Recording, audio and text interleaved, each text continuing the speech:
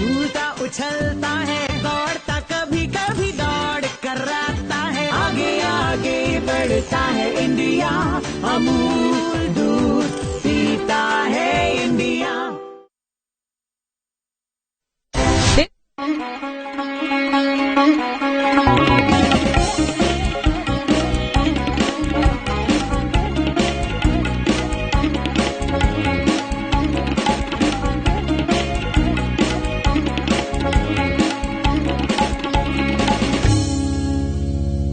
व्यायामाल लभते स्वास्थ्यम दीर्घायुष्यम बलम सुखम आरोग्यम परमं भाग्यम स्वास्थ्यम सर्वार्थ साधनम। वार्तावल्यः अभिनवाङ्कमादाय दीर्घायुष्य बल सुख साधकान् सकलानपि दर्शकान् सादरं वन्दामहे वयम्। अयमहं नीतीश भारद्वाजः, मया च सह वर्तते सत्यप्रिया। नमामि अहमपि आरोग्यत्व संसाधकान् सर्वार्थ साधन संपन्नान् प्रिय प्रेक्षकान्। उच्यते एव यद् यावत् सन्ति प्राणाः तावदेव संस्थितो भवति संसारोऽपि। स्वास्थ्यमेव अस्मत् सर्व धन प्रधानत्वेन संतिष्ठते। कोरोना काले तु आधिक्येन प्रासंगिकं प्रतिभाति मे इदम्। उचितमेव। दुःख कारणानि अतिरिच्यैव स्वास्थ्यम् अनुभवितुं शक्यते। अतः कानि हि तानि विशेषतः दुःखकारण स्वरूपाणि इति अद्य स्वयं अमिताभ बच्चन वयोधृतेन सुभाषित माध्यमेन जानीमः। ईर्षी घृणीत्व संतुष्टः क्रोधनो नित्य शंकितः परभाग्योपजीवी च षडेते दुःख भागिनः षडेते दुःख भागिनः।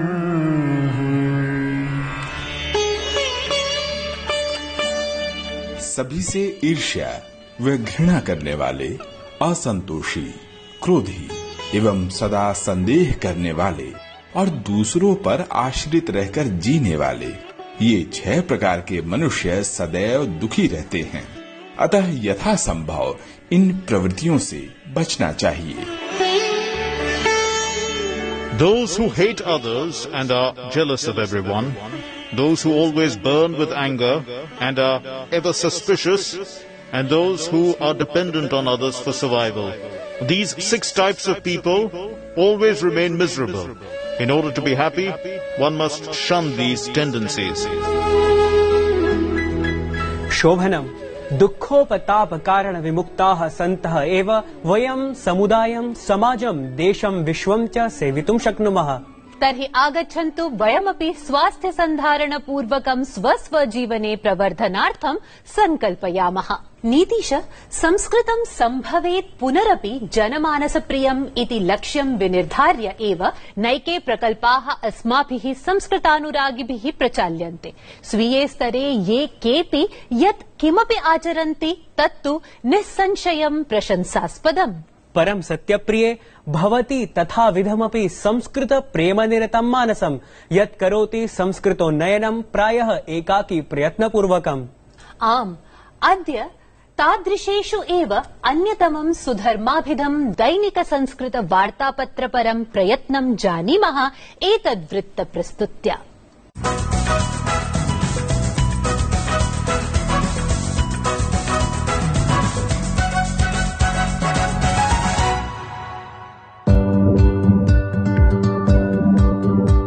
कर्णाटक राज्यस्य मैसूरु नगरं न केवलं पर्यटनदृशा महत्वपूर्णं स्थानं वर्तते, अपितु अधुना अनेन संस्कृत पत्रकारितायाः कारणेन अपि स्वकीयं विशिष्टं स्थानं निर्मितम्।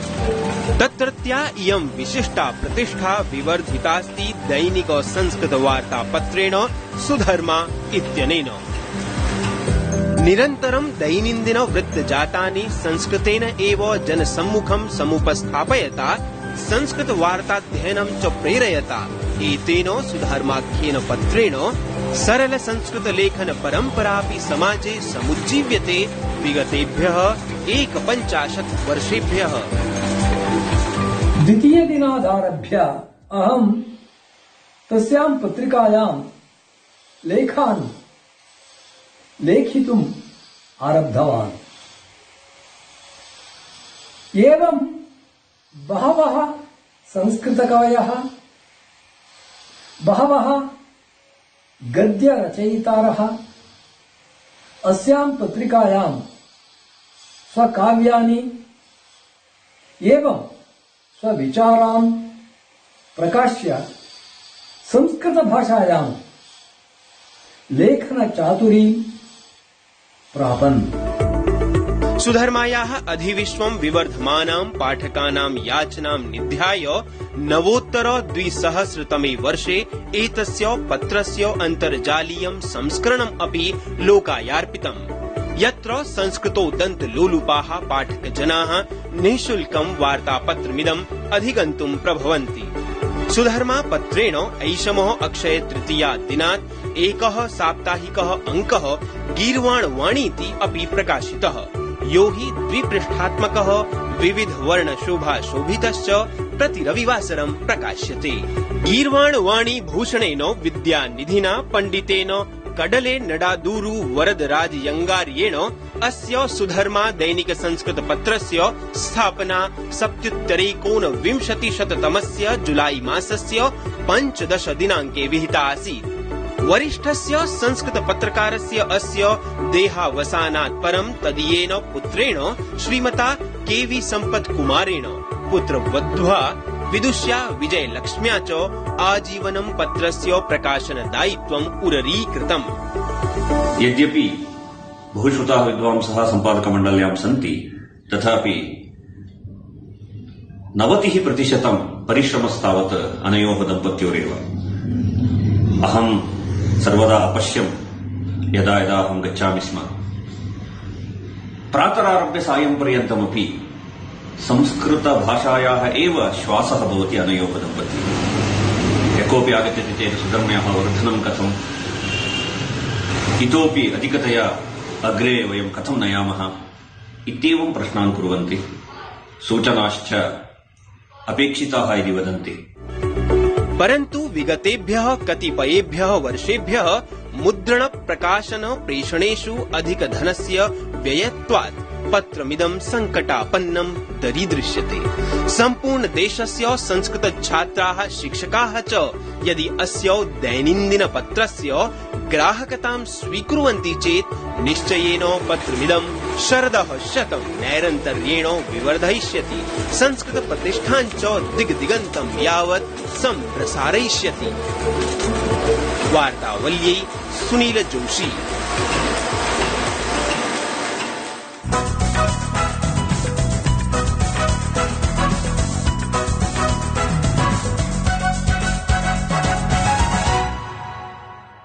साधु अभिनन्दनार्हः सुधर्माभिध संस्कृत प्रचार धर्मलग्नः जनः। आम्, संस्कृत प्रचारस्तु अत्यावश्यकः, यतः एतस्मिन् वाङ्मये वस्तुतः किं नास्ति। एवम् आयुर्वेदस्तु विशेषः एव तत्र, यतोऽयं साम्प्रतं तु वैश्विकं न्यासत्वमपि भजते। दर्शकाः आयान्तु, अद्य एतन्न्यासरूपम् आयुर्वेदं विवर्धयति यो केनडादेशेऽपि। तं डॉक्टर हेमंत गुप्तवर्यं मिलामः स्वीये त्रिज्या प्रभागान्तर्गत संवादक्रमेऽभिनवे।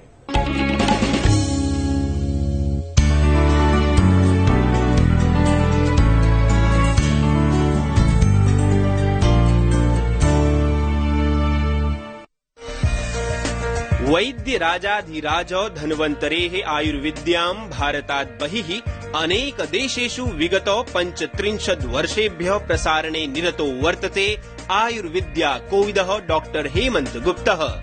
असौ हि कनाडा देशे holistic Ayurveda institute and wellness centre इति केन्द्रस्य कनेडियन आयुर्वेदिक मेंबर्स अलायंस इति संस्थाया च वर्तते संस्थापकोऽध्यक्षः।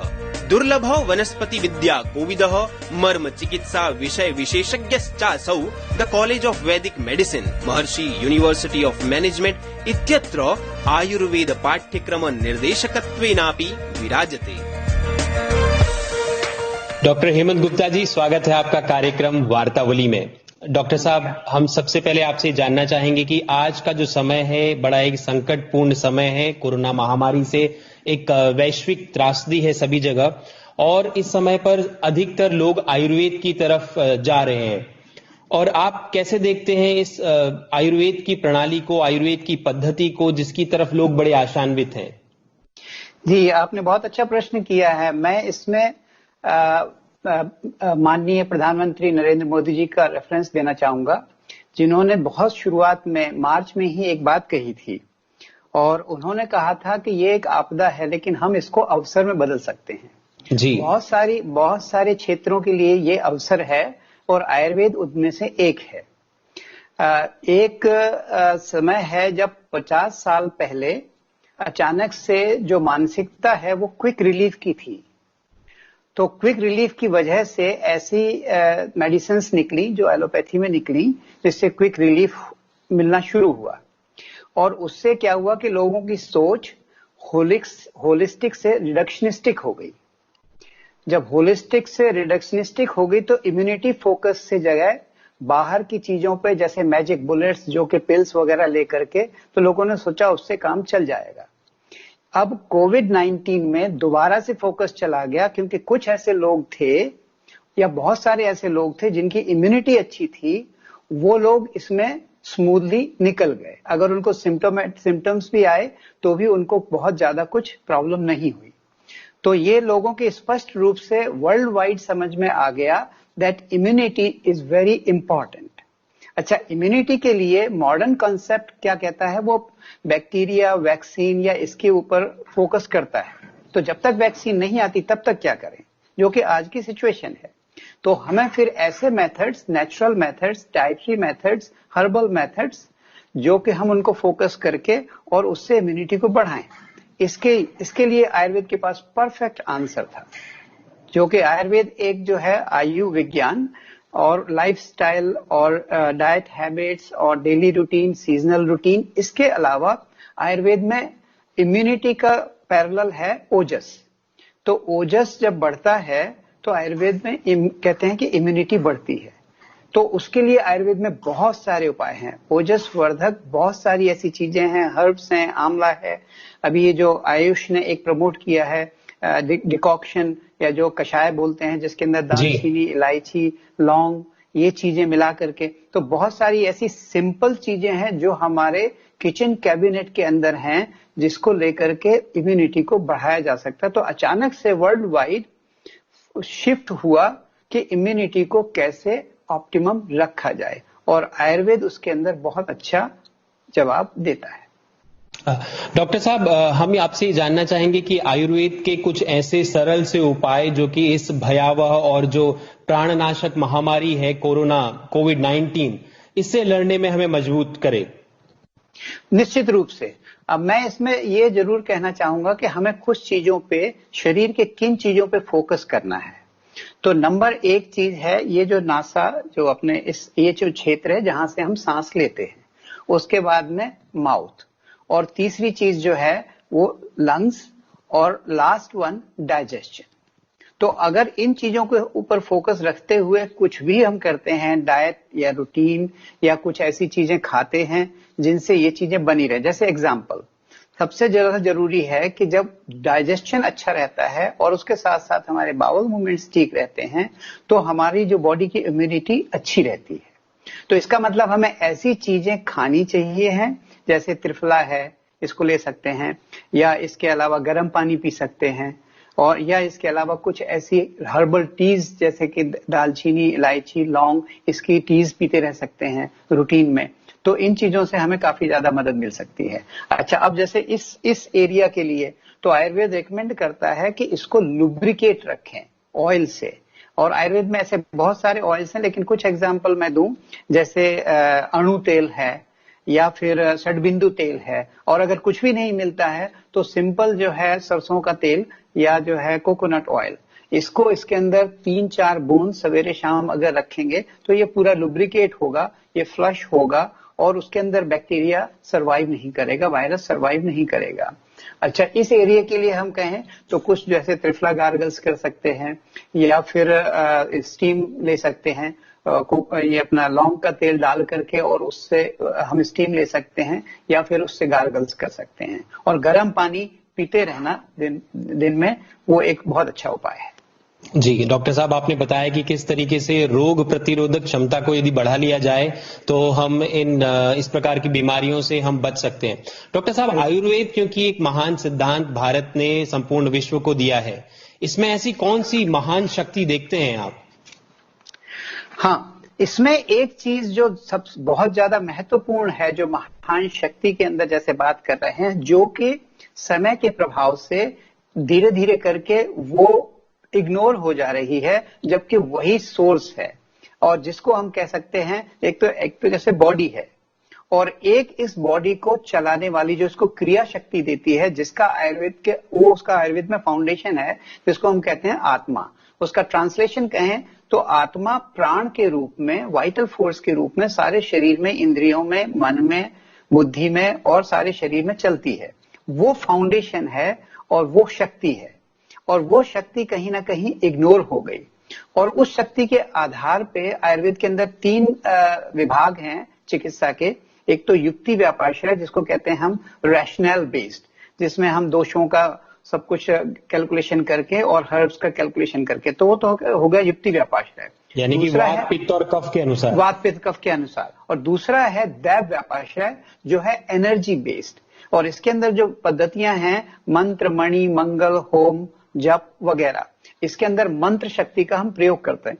ये जो शक्ति है, ये इस काल के अंदर ये और भी ज्यादा पावरफुल है, लेकिन ये इग्नोर हो गई है। और यहां तक कि इवन वनस्पति का प्रयोग से पहले जब हम मंत्रोच्चार करके उसका प्रयोग करते हैं, तो वही सेम वनस्पति, सेम आंवला, सेम तुलसी, उसका प्रभाव कई गुना ज्यादा बढ़ जाता है। तो ये जो फैक्टर है, ये इस काल में इग्नोर हो गया, और आयुर्वेद की पहचान बन गई वनस्पति चिकित्सा। वनस्पति चिकित्सा निश्चित रूप से, लेकिन ये सिर्फ 10% या 15% ही है। बाकी सारा का सारा जो मुख्य रूप से प्रभावी है, वो इग्नोर हो गया। तो अगर हम इनको दोबारा से एनलाइवन करना चाहते हैं, सेम जो दवाइयां हैं उनका ज्यादा प्रभाव चाहते हैं, पहले हमारे जो आज से 50 साल पहले चले जाएं, जो गांवों के अंदर जो वैद्य थे, वो वनस्पति उठाने से पहले, पत्ती तोड़ने से पहले उसका मंत्र का उच्चारण करते थे, तो उसका प्रभाव जो है बिल्कुल ही कई गुना ज्यादा होता था। तो एक तो ये चीज है। दूसरी जो शक्ति है कि कई सारी ऐसी वनस्पतियां जो कि बहुत ज्यादा प्रभावी होती थी, जैसे कि हम सुषेण वैद्य का, जब लक्ष्मण मूर्छित हो गए थे तो संजीवनी बूटी को जहां से लाया गया, तो ऐसी वनस्पतियां, हाँ, हिमालय से ऐसी वनस्पतियां आज भी हैं, और उनको और ज्यादा ग्रो करने की जरूरत है। जैसे च्यवनप्राश के अंदर अष्टवर्ग है, और अष्टवर्ग बहुत ज्यादा कई गुना उसके प्रभाव को बढ़ा देता है, लेकिन अष्टवर्ग की औषधियां जो हैं वो सामान्य रूप से आसानी से मिलती नहीं है। तो कहीं ना कहीं उसके ऊपर ध्यान दे करके उनको दोबारा ग्रो करने की जरूरत है हमें। इस तरह के कई कार्य जिसमें आयुर्वेद की गुणवत्ता और उसकी क्विक इफेक्टिवनेस को हम जो है उपयोग कर सकते हैं, इन चीजों के ऊपर रिसर्च होने की जरूरत है। 2017 का जो नोबेल प्राइज 3 अमेरिकन डॉक्टर्स को मिला, किस बात पे? आप आश्चर्य करेंगे। वो उन्होंने ये प्रूव किया कि शरीर के अंदर दिनचर्या के हिसाब से, डेली साइकिल के हिसाब से, और उसके बाद में ईयरली साइकिल मतलब सीजनल साइकिल, मतलब हमारी दिनचर्या और ऋतुचर्या, ये वो उसको जानते थे, नहीं जानते थे, मालूम नहीं, लेकिन उन्होंने वही सारी चीजें प्रूव करी कि किस समय हमें सोना चाहिए, किस समय हमें खाना चाहिए, किस समय हमें मल विसर्जन करना चाहिए, और उन्होंने दिखाया कि कौन सा हार्मोन शरीर के अंदर बढ़ जाता है। मेलाटोनिन जो है वो 9 बजे से 10 बजे के करीब रात में बढ़ जाता है, जिसकी वजह से उस समय सोने पे बहुत अच्छी नींद आती है। सवेरे 6 से 7 के करीब जो कोलन के अंदर उस जगह पे कुछ हार्मोन निकलता है, जो स्वाभाविक टाइम है मल विसर्जन का। इसी तरीके से दोपहर के समय में डाइजेस्टिव एंजाइम पीक पे होते हैं, तो हम अगर मेन मील उस समय खाएंगे तो उस समय उसका जो है पाचन बहुत अच्छा होगा। इसी तरीके से ऋतुचर्या के हिसाब से उन्होंने बताया कि समर के टाइम पे क्या प्रभाव होता है, कौन से ग्रोथ हार्मोन्स पीक पे जाते हैं, कौन से नहीं, और उसके हिसाब से अगर डॉक्टर्स, मेडिकल कम्युनिटी रिकमेंडेशन करेगी तो वो ऑप्टिमम हेल्थ को देगा। अब आप सोच लीजिए 5000 साल पहले जो बातें कही गई थी, वो इनको 2017 में नोबेल प्राइज वर्थ लगा। डॉक्टर गुप्ता, आप हमसे जुड़े इसके लिए आपका हृदय से धन्यवाद। नमस्कार। नमस्कार। सम्यक। यथा आयुर्वेदे निगूढास्ति चित्तबुद्धिशरीराणां विवर्धिका सम्पदा तथैव संगीतमपि प्रवर्धयत्येव स्वास्थ्य सम्पदाम्। अतएव अस्मत् समुपकल्पितं गीतानुवाद स्पर्धाक्रमं को नु विस्मारयेत्। आम्, यतोस्ते अद्य तु गीतानुवाद स्पर्धायाः विजेतृनाम आलक्ष्य परिणामख्यापन दिनमपि। मधुबन में राधिका नाचे रे, मधु विपिन राधिका नृत्य तीरे, मधु विपिन राधिका नृत्य तीरे, गिरधर मुरलिका नद तीरे।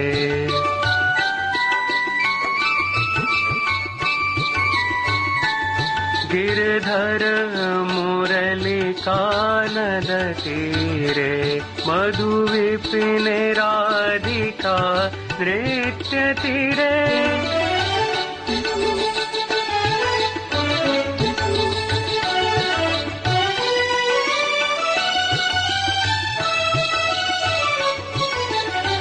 बद्ध पद युगनु पुरा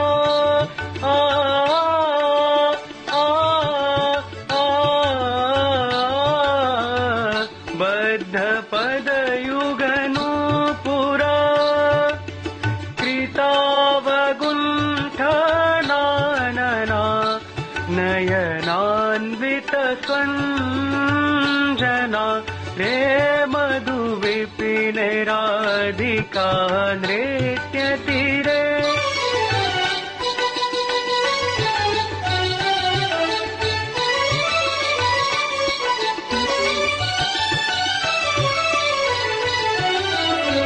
डोलती छम छम कामिनी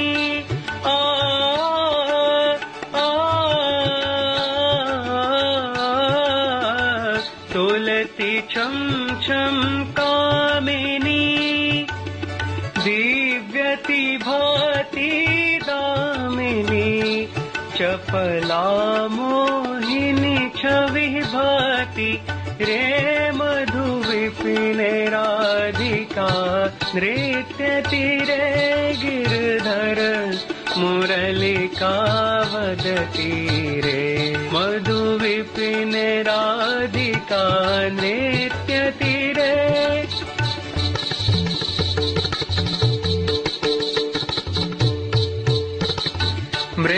मृदंगनादः तिरकिट दुम तात, मृदंगनाद तिरकिट दुम तात, तत झूम झूम ततै ततै तत झूम झूम तननन झूम झूम तननन, कांद कांद कांद तदध, मधु विपिन राधिका नृत्य तीरे, मधु विपिन राधिका नृत्य तीरे।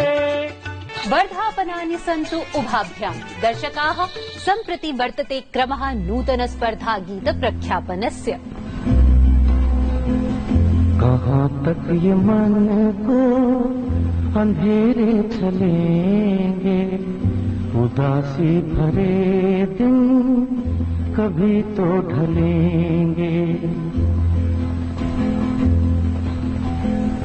कहाँ तक ये मन को अंधेरे चलेंगे, उदासी भरे दिन कभी तो ढलेंगे।